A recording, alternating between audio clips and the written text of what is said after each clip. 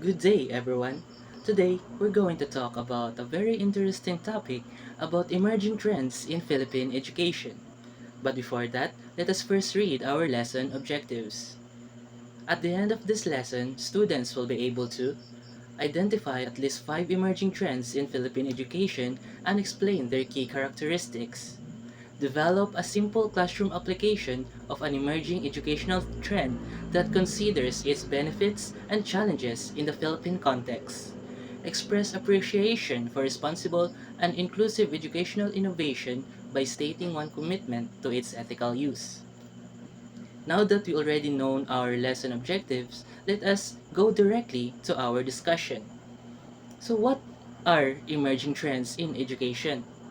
Emerging trends in education are new or developing ideas, practices, technologies, and approaches that influence how teachers teach and how learners learn. These trends develop because of changes in technology, changing learning needs, changes in society and the workplace, educational reforms and policies, the need for more flexible and inclusive learning. Examples of emerging trends in Philippine educations are ICT integration, learner-centered and competency-based learning, flexible and blended learning, learners' well-being and social emotional learning, responsible use of artificial intelligence, curriculum reforms, and innovation. Now, the major emerging trends. Firstly, we have ICT integration. ICT integration refers to the purposeful use of information and communication technologies to support teaching and learning. ICT can help teachers with presenting lessons, communicating with learners, providing learning resources, conducting assessments, facilitating collaboration, and providing access to information. Examples of these are the PowerPoint presentation, the Google Classroom, Learning Management Systems or LMS, online quizzes, educational videos, digital learning materials, video conferencing platforms. So those are the example. So in the Philippine classroom, for example, a teacher uses Google Classroom to post learning materials, assignments, announcements, and feedback. So technology should be used because it supports the learning, not simply because it's available. Number two is learner-centered and competency-based learning. So learner-centered learning places the learner's needs, experiences, abilities, and participation at the center of the learning process.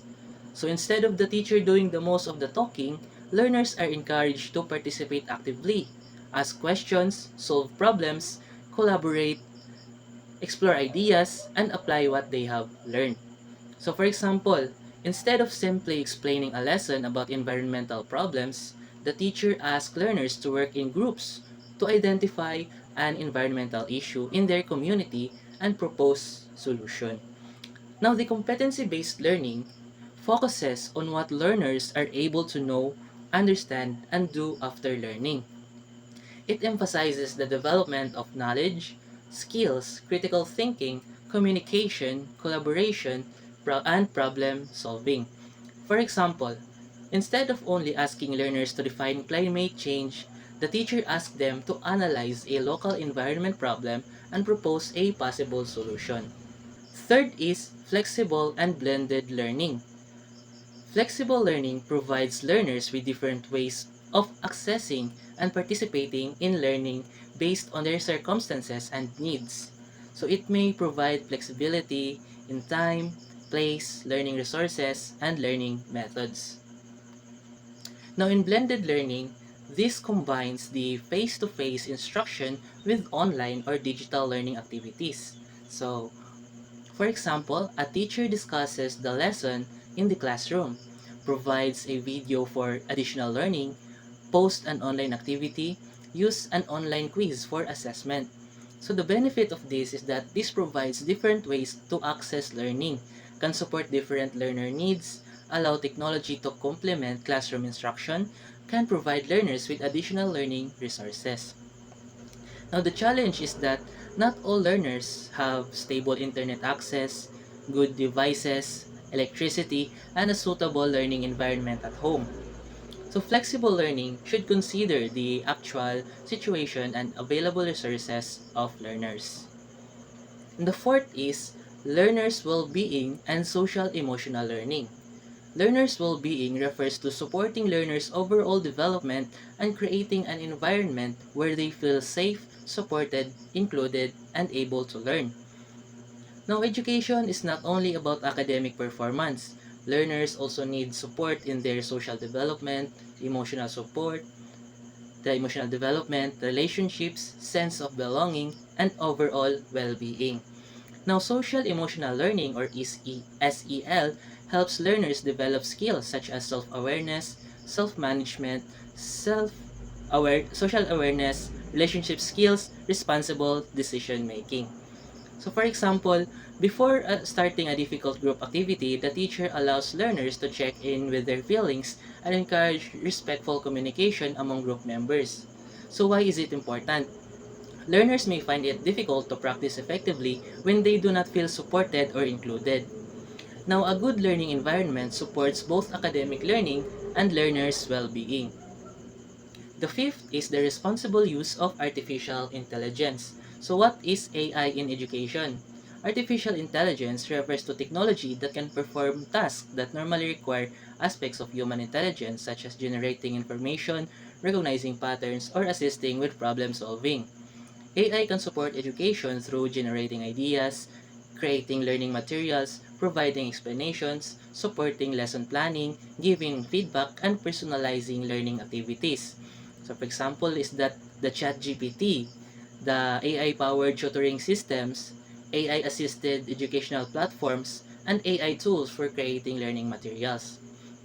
Now, AI should be used ethically, critically, responsibly, and safely, and also appropriately. Teachers and learners should verify information generated by AI because sometimes AI can produce incorrect or misleading information. Teachers should consider the accuracy of AI-generated information, the privacy and data protection, academic integrity, appropriate use for the learning objective, learners' access to technology, and human judgment and supervision. AI should support teachers and learners, not replace the teacher's professional judgment or the learner's own thinking. So for example, a teacher allows students to use AI to generate possible ideas for a project, but requires them to evaluate the information, conduct further research, and create their own final output. And lastly, we have curriculum reforms and innovation. So what is a curriculum reform? Curriculum reform refers to changes made to the curriculum to make education more relevant, responsive, and appropriate to learner needs. In the Philippines, one important example is the Matatag curriculum. Now, the Matatag curriculum is a major curriculum reform of the Department of Education that aims to strengthen the foundational skills, address curriculum congestion, improve learning outcomes, develop relevant competencies, support learners' well-being, and making sure learning becomes more responsive to learners' needs. So for example, a teacher adapts learning activities to focus on essential competencies rather than trying to cover too many topics at once. Curriculum reform responds to identified needs and aim to improve the quality and relevance of education. Now, in the Philippine context, emerging trends should be localized and contextualized. So, for example, a teacher wants to conduct an online activity, but some learners have limited access to the internet. So, possible solution, the teacher can provide printed materials, downloadable offline resources, face-to-face alternatives, and group-based activities. An effective education trend is not simply the newest one. It is the one that appropriately responds to learners' needs and supports meaningful learning. So overall, emerging trends should not replace good teaching. Instead, they should help teachers create learning experiences that are relevant, inclusive, meaningful, and responsive to Filipino learners. Hope you guys learned something. Thank you and God bless.